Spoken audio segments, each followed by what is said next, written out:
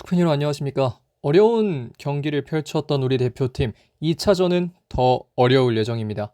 2003년 우리에게 오만 쇼크를 안겼던 그 주인공 오만과 함께 경기를 하고 원정에서 경기가 펼쳐질 예정입니다.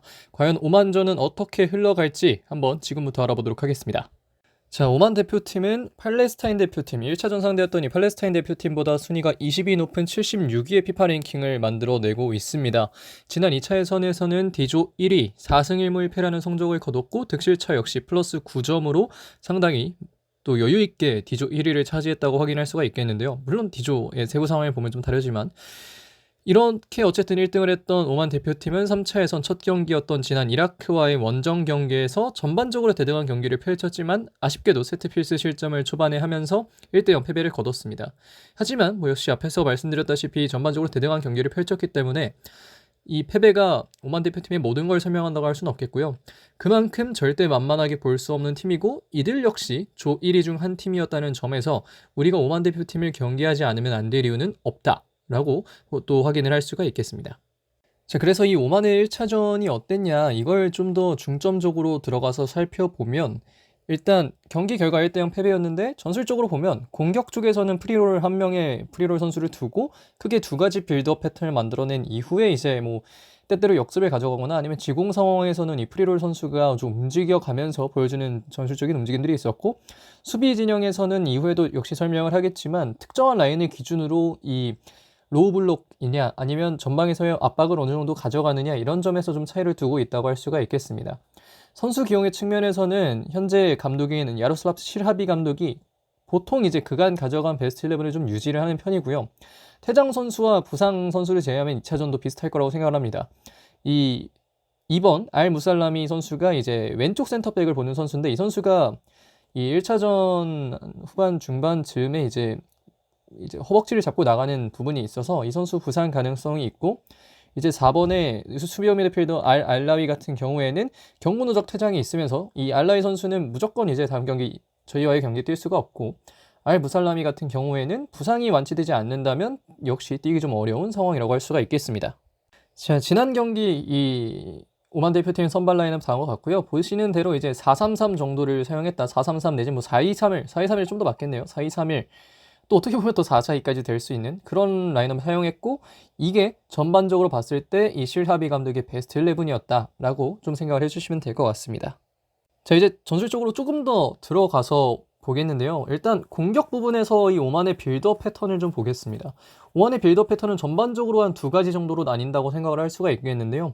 사실 주로 사용하는 거는 이 오른쪽에 2-4 내지는 2-2 빌드업 패턴이지만 이 조금 더 공격적인 풀백인 17번의 알부사이디 선수를 위로 올리면서 3-3 빌드업을 하는 경우도 있었습니다. 기본적인 공격 대형은 지금 오른쪽에 보시는 대로 공격 대형이 이루어지고 많은 빌드업의 한 60% 정도는 이 오른쪽대로 센터백 2명과 수비형 미드필더 2명이 있고 그 좌측 우측에 양측에 이제 각각의 풀백이 위치하며 이 10번의 이 프리롤 알 야흐마디 선수가 이제 중심에서 공격 방향을 좀 잡아주고 혹은 그 상황에서 이 19번의 스트라이커 알가프리 선수가 이제 내려와서 볼을 받아주면서 돌려주는 여러 가지 공격 패턴을 가지고 있습니다. 다만 빌드업 패턴 같은 경우에는 이 오른쪽의 것도 하지만 나머지 40% 정도는 이 17번의 풀백 알부사이디 선수가 올라가서 중원에서의 빌드업을 도와주는 형태로 중원에서 숫자를 늘려주고 전반적인 공격은 앞에서의 4명이 실시하는 형태로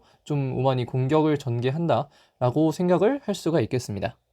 자, 반대로 이제는 좀 수비 국면을 보도록 할 텐데요. 이 두 가지에 기본적으로 좀 나뉘는 게 있습니다. 물론 여러 팀들이 다 두 가지로 나뉘죠. 압박을 할 때 그리고 기본적인 대형에서의 수비를 할 때 좀 둘로 나뉜다고 할 수 있겠는데 라인을 좀 중점적으로 볼 수 있으면 또 좋겠는데 일단 이 정도밖에 표현이 안 되는 점은 좀 아쉽게 생각을 합니다만 이 앞에서의 전방의 4명, 좌측 오른쪽 이 윙어 2명과 이 전방에서 스트라이커와 이 프리롤로 도는 이 10번의 야흐마디 선수가 이 4명 정도가 압박을 구성을 합니다. 다만 이게 아예 최전방으로 올라가서 시작부터 압박을 거세게 하느냐 그런 건 아니고 이제 적당히 길을 막아주는 이 빌드업에서 길을 막아주는 정도의 이 압박을 좀 기조를 유지를 하고 있고요.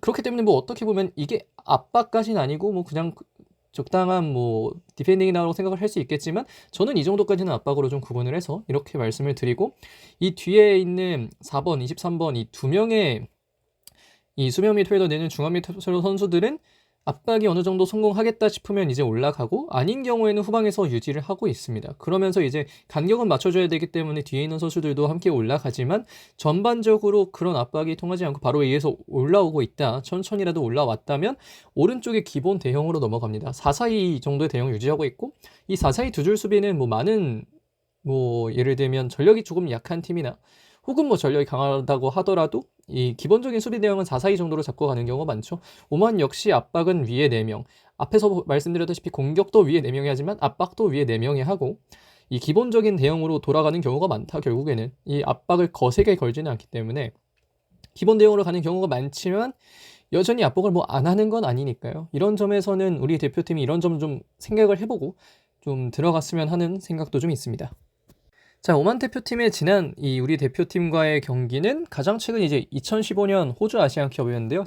이제 4-2-3-1을 사용했습니다. 슈틸리케 감독의 이 대한민국 대표팀이었고, 조용철 선수가 득점 만들어내면서 승리는 했지만 사실 당시에도 그렇게 평은 좋지 않았어요. 결국 오만이라는 대표팀, 오만 쇼크를 안겨준 이 1패, 이 오만 쇼크를 안겨준 팀이지만 어쨌든 또 잡아야 한다는 그런 기본적인 마인드는 있기 때문에 사실 평은 좋지 않았지만 어쨌든 승리는 했었고요. 당시 경기를 경험했던 선수는 선발로 뛰었던 손흥민, 그리고 벤치에 있었던 김영권 선수가 있겠습니다. 당시 MVP는 마인츠의 구자철 선수가 기록을 했고, 유효슈팅 되게 기록하면서 당시 공식 MVP가 됐는데, 사실 당시 MVP로 많은 분들이 뽑았던 건 골키퍼 김진현이었죠. 뭐 어쨌든 이 정도로 지난 대한민국 대표팀과의 경기는 마무리를 좀 해볼 수 있겠습니다. 자, 그런 이제 B조 상황을 좀 간략하게 또 관전 포인트를 보기 전에 보면, 1위가 현재 쿠웨이트, 이제 이 오만 대표팀을 상대로 승리를 했던 이라크고요. 요르단이 이제 쿠웨이트와 1득점씩 하는 무승비를 기록하면서 이제 2위를 쿠웨이트와 함께 기록하고 있고, 팔레스타인과 대한민국은 0대0 무승부였기 때문에 이 득실차 이런 것들에 좀 밀려서 함께 4위를 기록하고 있고, 오만 대표팀이 1대0으로 이라크 대표팀에게 패배를 하면서 이제 현재 6위에 위치를 하고 있지만 이게 지금까지는 사실 큰 의미는 없다, 뭐 그렇게 좀 생각을 할 수가 있겠습니다. 자, 이제 관전 포인트로 들어갈 텐데, 첫 번째는 역시 홍명보의 전술적인 문제점입니다. 사실 못할 줄은 알았죠. 팔레스타인을 상대로 이길 것 같긴 했지만 사실 못할 거라는 생각도 했습니다. 근데 생각보다 좀 더 못했죠. 첫 번째는 이제 역시 상하체 분리 축구입니다. 특정한 지점들을 찾아서 한 거기 때문에 좀 그렇을 수도 있겠지만, 뒤에 한 3, 4명 정도를 남겨두고 앞에 다 올라가 있고, 그 사이의 간격에는 상대 선수밖에 없는 이런 상하체 분리 축구가 있었고, 선수 간의 명확한 간격을 지정하지 못했고, 수비와 공격 사이 간격이 너무 넓었기 때문에 빌드업하는 과정에서 정확하게 빌드업을 해내기는 좀 어려웠다. 지공 상황이었다고 하더라도 간격이 좀 너무 넓었다는 걸 좀 얘기를 해보고 싶고, 그 두 번째는 U자 빌드업이었습니다. 지금 그 히트맵이 되게 많이 돌아다니던데, 홍명보의 히트맵 보면 결국 U자예요. 수비를 깰 방법을 울산에서도 많이 했었던 홍명보 감독이지만 울산에서도 못 찾았던 U자 빌드업 해결책, 이 상대가 중앙에서 몰려서 두 줄 수비를 했을 때 해결책을 아직도 못 찾았고, 결국 이리저리 돌려보기만 했다가 결국 아무것도 하지 못한 결과를 낳았고, 사실 선수 기용적인 문제도 보면 황인범 선수나 이런 선수들은 이적 과정을 마무리하고 지금 막 합류를 했기 때문에 사실 선수의 피로도가 상당히 높았을 건데, 그런 건 이제 고려 사항이 없었고 결국 전체적인 템포가 매우 낮아지는 결과밖에 나오지 않았습니다. 물론 이 잔디 문제도 있겠지만 선수들의 피로도도 좀 생각을 할 필요가 있었는데, 사실 홍명보 감독이 그런 점들은 잘 고려를 하지 못했죠. 그러면서 이 전술적인 문제점이나 기용적인 문제점이 지난 경기에서 너무 잘 드러났던 그런 경기가 바로 지난 경기였다고 좀 얘기를 하고 싶습니다. 자, 두 번째는 사실 관전 포인트라기보다는 이 지난 첫 번째 경기에서 있었던 일이죠. 이 김민재 선수가 좀 만들어냈던 설전이었는데, 김민재의 경기 후 모습은 이거예요. 이 팬들에게 뭐 응원을 해달라. 물론 이 자세한 말들에 대해서는 뭐 여러 가지 논쟁이 있지만 사실 응원을 부탁하는 건 어느 정도 이해는 하는 부분입니다. 하지만 여기서 김민재의 잘못이 있는 건 결국 이 본인의 사고대로 흘러가면서 타인에게 갈 만한 비판, 특히 홍명보 감독이나 혹은 이전에 말했던 뭐 정몽규 회장 이런 사람들에게 갈 만한 이 경기력에 대한 어떤 과정에 대한 비판들을 본인이 끌고 와버렸고, 그렇기 때문에 응원해달라는 건 이해를 합니다만 이 붉은 엄마가 말했듯이 당연히 지기를 바라고 응원하는 팬들은 없겠죠. 그렇기 때문에 그 돈을 내고 간 거고, 그렇기 때문에 좀 아쉬웠던 행동이라고 할 수밖에 없을 것 같고, 결국 미래의 리더가,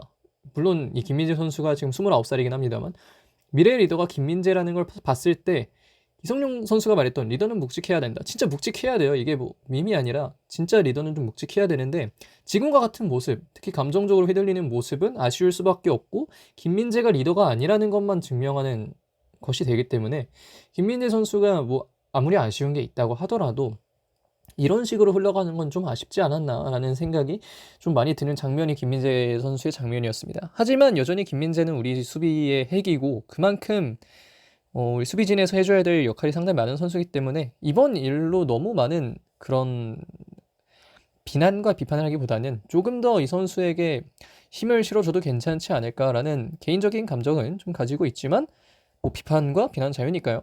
어쨌든 뭐 저는 그렇게 생각한다 정도로 이번 포인트는 마무리를 하도록 하겠습니다.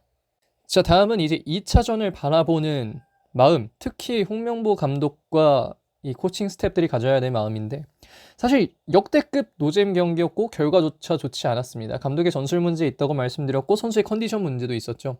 사실 이제는 아시아도 상향 평준화가 됐습니다. 전처럼 뭐 아시아 팀들 개무시하고 할 게 아니고, 특히 2차 예선도 아니고 결국 최종 예선이기 때문에, 월드컵을 보려면, 이 월드컵을 바라보려면 길부터 잘 닦아 나가야 한다는 것을 좀 이해를 했으면 좋겠고, 솔직히 이 옛날 뭐 알제리를 거의 분석 안 했던 것처럼 그런 식으로 이 아시아에서도 예선에서도 풀어나가려고 하면 절대 안 된다. 그러면 이 클린스만호와 다를 게 없다라는 걸 좀 인지를 했으면 좋겠고요. 해저 축구는 안 됩니다. 사실 이렇게 전술적인 차이가 좀 많이 나는 상황에서는 오히려 해저 축구가 전훈 선수의 기량을 망치는 일에 가깝거든요. 비판마저 선수에게 향하고요. 이런 점을 생각했을 때 홍명보 감독 그리고 코칭 스텝은 뭐 이번 경기 드라마틱한 변화가 있을 거라고 생각 안 합니다. 하지만 이런 점들은 좀 생각이란 걸 하고 좀 축구를 준비를 했으면 좋겠고, 경기를 준비 좀 했으면 좋겠다는 생각이 들고요. 그와 동시에 저는 이 지난 영상에서 얘기했지만 기자들이 여기서 제일 중요해요. 언론, 미디어가 제일 중요한데 2차전은 더욱 세밀하게 지켜봐야 합니다. 1차전에서 망쳐놓은 게 있기 때문에 물론 열심히 보겠죠. 열심히 보겠지만 조금 더 이 홍명보 감독이 축구를 어떻게 하는지 세세하게 뜯어볼 수 있어야 하고, 그 내부의 이야기를 들을 수 있어야 하고, 그것을 어떻게 통찰력 있게 볼 수 있는지를 알고 봐야 하는 점이 있습니다. 뭐 전처럼 뭐 외국인 감독이라고 하고 이런 건 좀 이제 시대가 많이 지났잖아요. 시대착오적인 행동보단 벤투 때처럼 좀 두 눈 부릅뜨고 홍명보호를 지켜봤으면 하는 바람을 또 함께 가지고 있고, 홍명보 감독이나 기자들이나 이런 마음을 좀 가지고 2차전을 바라봤으면 하는 바람이 있습니다. 그래서 여기까지 오만전 프리뷰 그리고 뭐 관전 포인트 이런 것들 간단하게 살펴봤습니다. 앞에서도 말씀드렸다시피 이번 2차전 더 어려울 건데요. 하지만 그만큼 더 잘 준비를 했으면 하는 바람입니다. 어렵다는 거 모르는 사람 없잖아요. 그러니까 좀 잘 해줬으면 하는 바람이 있고, 이번 경기는 보다가 잠에 들지 않는 그런 경기를 좀 펼쳐주기를 진심으로 바라면서 이번 영상 여기까지 하겠습니다. 고맙습니다.